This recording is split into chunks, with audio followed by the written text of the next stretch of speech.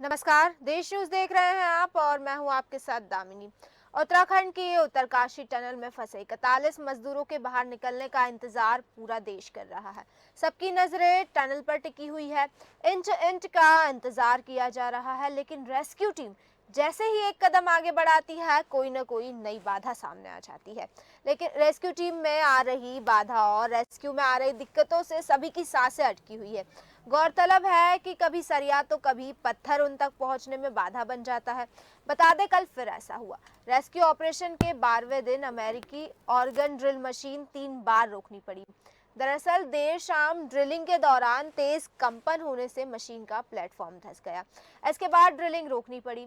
हालांकि एक्सपर्ट्स ने आज सुबह तक मशीन को दुरुस्त कर लिया था और जल्द से जल्द ड्रिलिंग का काम भी शुरू हो जाएगा। और उम्मीद जताई जा रही है कि जो 47 मीटर तक का पाइप अभी तक पहुंच चुका है, लेकिन अभी भी 16.2 मीटर खुदाई बाकी है।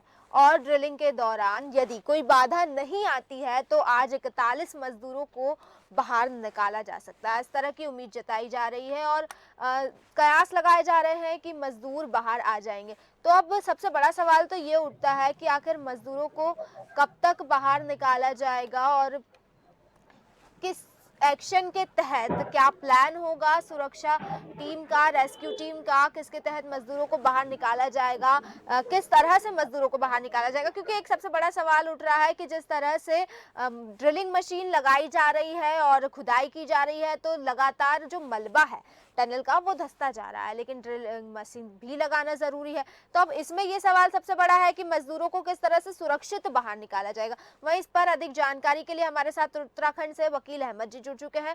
वकील अहमद जी, मैं आपसे जानना चाहती हूँ कि आखिर अभी मौजूदा स्थिति क्या है वहाँ की, उत्तरकाशी जो टनल है वहाँ की मौजूदा स्थिति क्या है और जो रेस्क्यू टीमें हैं वो किस तरह से इस वक्त कार्य कर रही है। देखिए दामिनी, इस वक्त मौजूदा स्थिति यह है कि पल पल का इंतजार है कि मजदूरों को सकुशल बाहर निकाला जाए।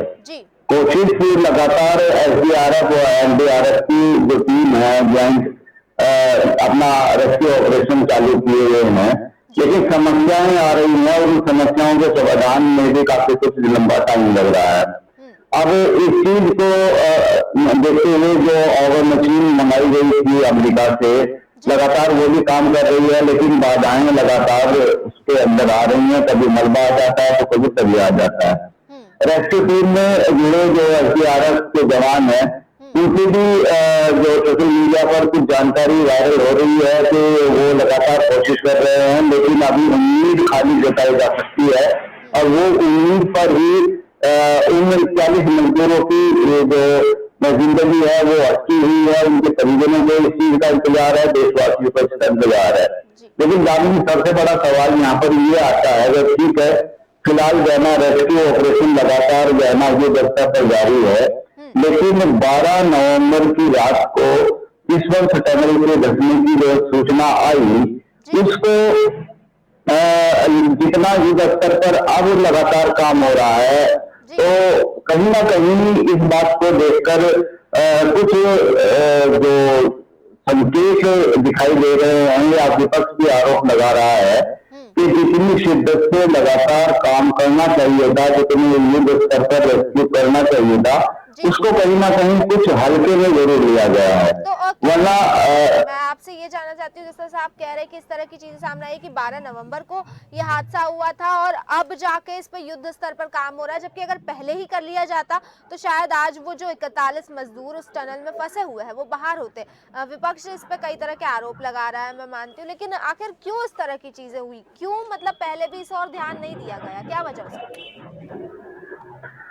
देखिए दामिनी, सबसे बड़ी वजह तो यही है कि जो पुलिस कंपनी को इस जो है ना निर्माण कार्य का टेंडर दिया गया था, उसके पास जो है ना पूरे इक्विपमेंट हादसों से निपटने के लिए होनी चाहिए।